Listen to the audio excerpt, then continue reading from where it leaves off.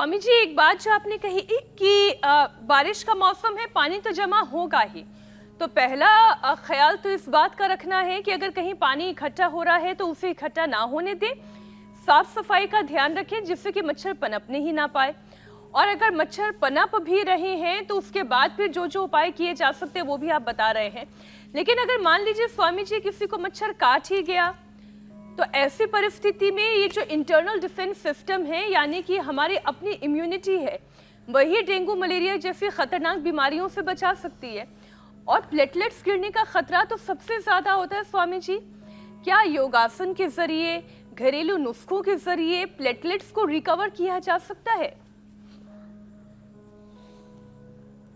100%। देखो, 5 चीजें मैंने बताई हुई हैं और इसका तो हजारों लाखों करोड़ों पर हम सफल प्रयोग कर चुके हैं। वीटाग्रास, एलोवेरा, गिलोय, एरंड के पत्ते का रस और अनार, सब 20-20 ग्राम ले लें। सारी चीजें, वीट ग्रास, एलोवेरा, गिलोय, एरंड के पत्ते 20-20 ग्राम और 100 ग्राम इसमें अनार का जूस।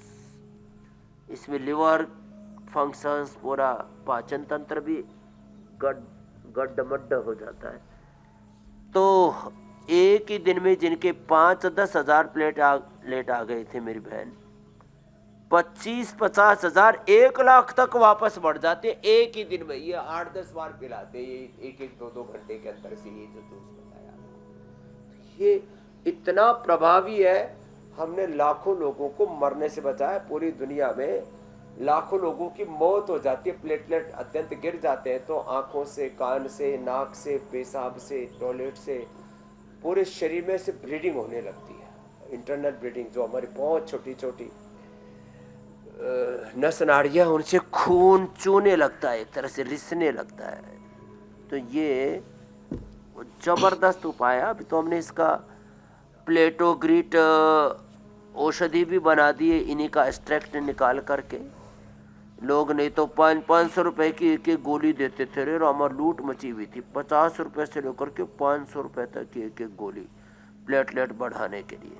और डेंगू हो जाए तो डेंगू नील दे देते हैं, उससे डेंगू भी ठीक हो जाता है और प्लेटलेट भी बढ़ जाता है। तो प्लेटोग्रिट रेडीमेड है, घर में बताने का भी उपाय बता दिया है।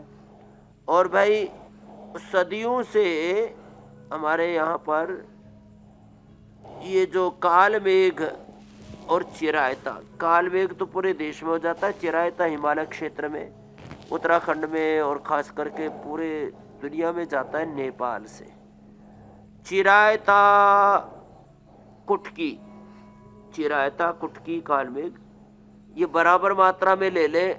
ये मलेरिया की पहली कुनीन से लेकर के बाकी औषधियाँ भी, जो मेडिसिनल कंपाउंड कुनीन से निकाला गया था, ये मलेरिया के लिए भी पहला। तो चिरायता कुटकी और कालमेघ, इसका काढ़ा पिला दें।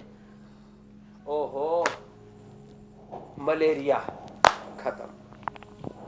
चिकुनगुनिया में जो जोड़ों में दर्द होता है ना, उसके लिए एटीएम की सब्जी, अंकुरित मेथी और कैशोर गुग्गुल, राक्षादि गुग्गुल, इतने मजबूत हो जाते हैं अश्वशिला के हड्डियां, फिर ये जोड़ों में दर्द है ना, पूरा ही खत्म हो जाता है। डेंगू के लिए डेंगोनिल, फीवर के लिए फीवोग्रिड, टाइफाइड के लिए टाइफोग्रिड, बाकी सब के लिए जो रेडीमेड चाहिए ना, तो महासुदर्शन चूर्ण, उसमें ये चिरायता कुटकी आदि सब है। तो अब किसी से चूर्ण खाया नहीं जाता, कड़वा, उल्टी हो जाती है, तो महासुदर्शन घनवटी हमने उपलब्ध करा दी है। तो रेडीमेड और होम रेमेडी दोनों बता दिए मेरी बहन।